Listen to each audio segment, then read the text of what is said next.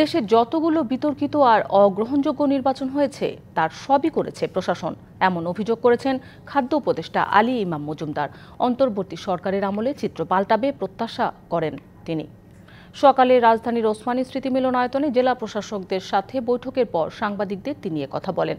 খাদ্য উপদেষ্টা জানান, রমজান মাসে 50 লাখ পরিবারকে 30 টাকা কেজি দরে 15 কেজি চাল দেয়া হবে। সুষ্ঠুভাবে এই কার্যক্রম তদারকি করতে জেলা প্রশাসকদের নির্দেশনা দেওয়া হয়েছে।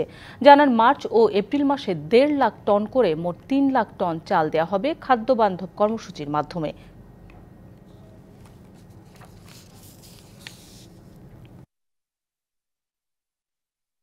এই দেশে জয় কয়টা গ্রহণযোগ্য নির্বাচন বলে পরিচিত, এই কটাও কিন্তু আপনার এই প্রশাসন করেছে। যে কটা বিতর্কিত এবং অত্যন্ত ঘৃণিত নির্বাচন বলে, এগুলো তাদের মাধ্যমে করানো হয়েছে। সুতরাং তাদেরকে যেভাবে আপনারা ইউজ করতে চান সেভাবে ইউজ হবে। আমি আশা করব, আমি নিজে তত্ত্বাবধায়ক সরকার এবং অন্তর্বর্তীকালীন সরকারের একটা অংশ, সেই হিসেবে আমি মনে করি তাদেরকে ভালো কাজে আমরা ব্যবহার করবো, ভালো ফল পাবো।